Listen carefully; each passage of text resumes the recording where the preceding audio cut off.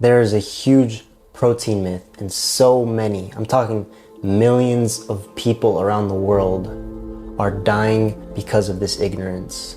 This lie that medical doctors purposefully or from a place of ignorance are teaching parents and kids to eat protein and stay away from sugar.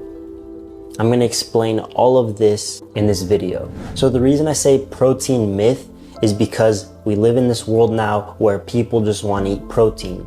We think, and this is what I've thought too, we need protein to grow, to get strong, to have good bones, to have good strong bones, and to live a healthy life, and to avoid sugar. I'm talking about simple sugar, fructose and glucose, which is found in vegetables and fruit. We've been told to avoid these foods. We've been told to eat protein, to eat meat. And so many of us are suffering the consequences. The World Health Organization has been saying this for years, that high protein diet is destroying our gut, and it's the main reason for colon cancer. Like, it's high protein, low sugar is the exact opposite of how we should be eating. We should be eating high sugar, high carbs, simple sugar, fructose, and low protein. And that is how I eat. I eat high sugar. I try to avoid all the protein that I can. And I'm telling you, this is how it's meant to be. Don't take my word for it. Take the creator's word for it. Let's dive in. But before we dive in, let me just give you a quick example. So let's take one group of people, the islanders, poor islanders, and let's take Alaskans, people that live up in the north in the colder climates. One lives past 100, 120 years, and the other lives 50, 60. One eats raw, alkaline food. The other eats cooked, dead, acidic food. One eats no to little protein with very high sugar, carbohydrates, simple sugars, and the other eats a bunch of protein and very little sugar, carbohydrates, simple sugars. I say that to say that there's a reason. There's a reason why the islanders that can only eat these raw, living foods live to such a high age, are climbing and running and moving at 80, 90 years old, looking like they're 40 and 50, while the other one is just always sick and down and no energy and just sick month after month, year after year. There is a reason why. Studies have been showing this for years, but they've just been hidden. The reason you don't see this and hear this is because they're shutting people like me up, and they've been doing that. This isn't new. This is literally the first thing God ever gave us. This is the first thing God told us. Here, have fruit to eat. It's the first thing. But we've been conditioned by the world and the systems we live in to think the exact opposite. I wonder why. Anyway, let's go deeper and look at God's creation to explain why we should be staying away from protein and why we should be eating more fruits and vegetables. So God's creation is 3 different levels. So first it's the creation, it's the world. Then it's the creatures, all the animals and bugs and critters and stuff. And then it's the creators, us. So if we look at the creation, how God created it, look at the food that he gave us. I talked about this in my other video, but Genesis 1:29. Look at the food that he gave us. Trees bearing and yielding fruit, which have seeds in them, which will yield more trees and more fruit. It's the first and only food that he gave us in the world, on the earth, was fruit. And now I'll get back to this when I talk about the other point. But now let's go to the creatures. If you read and keep going in the next couple verses, or in the next verse, God says that also the animals were given green leaves to eat. And I don't know exactly all the animals that were there, but that means if there were carnivores, they were eating green leaves. They weren't killing any other animals for food. All their food was also what we had to eat. If we look at the animals all around us, say we were put in the middle of Africa and we saw all these different animals, which animal closely resembles us? Before you start thinking I'm talking about evolution, I don't even need to explain myself. That has nothing to do with this. Look at all the different animals and which one are we closely related to? I'll give you 4 options.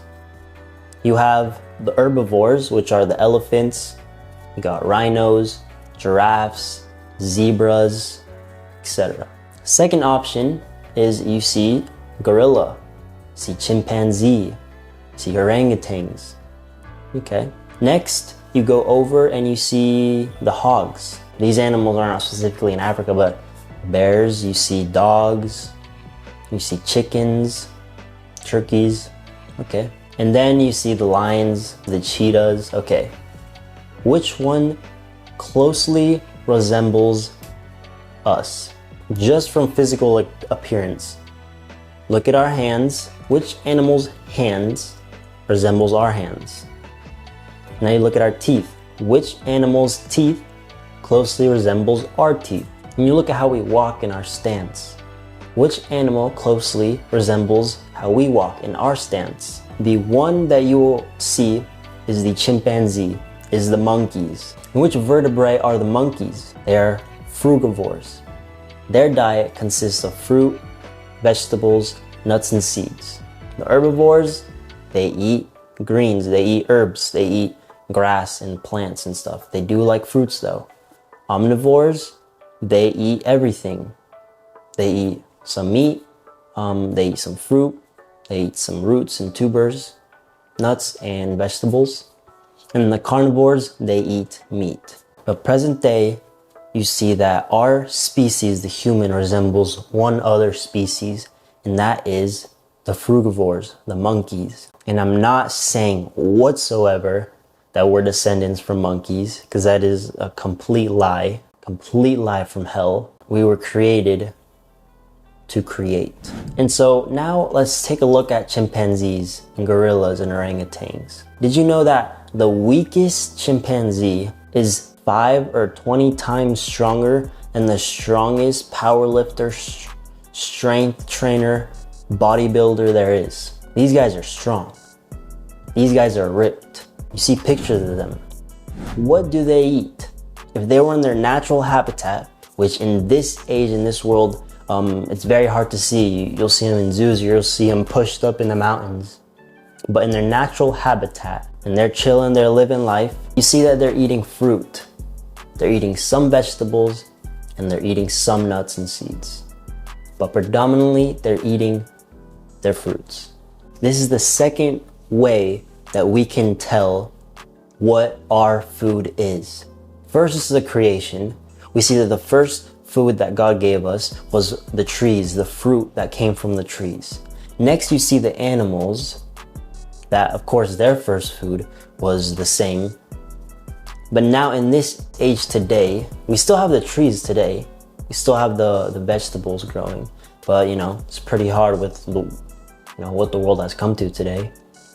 But second, we see these animals that closely resemble us. If we had no idea what we had to eat, we would look to the species that closely resembles us, that looks like us. If you couldn't tell with the first 2 options, let's look at the creators, us. And let's look specifically at the woman, and let's look at her breast milk. Let's look at what this breast milk consists of. Because breast milk is there to nourish and to feed the child when it's growing up as a baby up to 2 years old back then. Today, it's a lot different because the moms are very sick and their lymphatic systems are very agglomerated and stuck and constipated. But get this, the first 2 years of a child's life is the point where the child grows the most. After that, the baby won't grow as fast as that. And this is the first thing that the baby is supposed to eat. It's this breast milk. And the baby grows. Let's look at what this breast milk consists of. In human mother's milk, we see 7.4% of that milk is carbohydrates. Carbon chain constituents.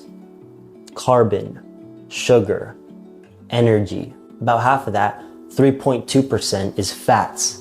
It's lipids. Did you know that the human body simply is made up of 100 trillion cells, give or take, spaces around those cells, and two fluids that occupy those spaces? 80% of that is lymph, which is the fat, is lipids, is this lipid and mucousy fluid stuff. When you get a pimple, you see that white stuff. You don't see much blood, you see the white stuff. That is lymph. That is what the lymph system, that's what is in the lymph system. It's what takes care of all the acids in the body. And 20% of that is blood. As again, like you take a pimple, when you're popping a pimple, you see the white stuff. You don't see that much blood. The fluid that occupies the spaces around the cells, because the cells don't move to get food and to eliminate. The food comes to them and then they eliminate through the fluids that occupy those spaces. 80% is lymph, 20% is blood. And so that's why we see 3.2% of the mother's milk is fat. We need a little bit of fat. And then 0.89% is protein. Not even 1% of what the baby eats to build up and grow is protein. God created mother's milk for a reason. It's for the baby to feed and grow off. And did you know that fruits are very similar in terms of chemistry to mother's milk? More than vegetables, more than any other food. Did you also know that fruits have almost the same consistency as the blood? The juice of the fruit, the water of the fruit, has the same consistency of the blood. Did you know that we are carbon-based beings? Carbon is sugar. If we do not have sugar in our body will start taking our fat and will start taking our protein to get energy. Our body needs energy. If you don't get energy, which you get from sugar primarily, it's the first compound nutrient. It's the first thing that your body takes and uses for energy. Your body operates and functions the best when it's using sugar for energy. And so never forget that our body needs sugar. Our cells need sugar to thrive at its best, optimum, for a long period of time, especially if you want to function at that rate for a long period of time and age slower. Another thing about the creatures, when have you seen any animal cook its food? When have you seen any other animal drink another animal's milk? Nowhere. And you know what happens when they do? They get the same diseases as us. I wonder why. You go out in nature, you find a deer, a bunny, you'll never see them have any type of disease or condition. Our domesticated pets, they get the same diseases as us because they eat cooked and processed foods just like us. If they were eating how they were naturally supposed to be eating, they would live much longer, much happier, much healthier. Let's take a look at cow's milk. Since a bunch of us drink it, we think, oh, strong bones, calcium. It literally does the opposite. It literally sucks your calcium out. Cow's milk, 4% carbohydrates, 12% fats, 16% protein. I don't know about you, but that seems like the exact opposite of mother's milk, and we drink it thinking it's healthy. Primate milk is the closest to mother's milk. Good luck trying to get milk from a mother primate, from a mother chimpanzee. Good luck getting that milk. And here you can see the different types of foods and milks and their macronutrients. And then there's some other chemistry of different fruits and vegetables. And then you see the animal, the animal protein. And so I hope you can understand a little bit better why I believe that there is this protein myth and that we have been eating the wrong way for our entire lives. Most of us, 98% of us have. And so with this, if you decide to take this knowledge, I ask first that you pray for me. Leave your name down in the comments and I'll be praying for you. If you want to start applying this knowledge, I'm going to continue making videos so you can keep understanding better. But I have a link to my challenge. If you want to start applying this, there's no better opportunity than to go click that link and sign up. And if you take that challenge, take it serious, you will change your life. You will be eating and connecting to yourself and to God at a whole nother level you've never experienced before. My aim and my goal is to help you become a better you, so you can see from a better view, so you can see the better truth. Now you better do.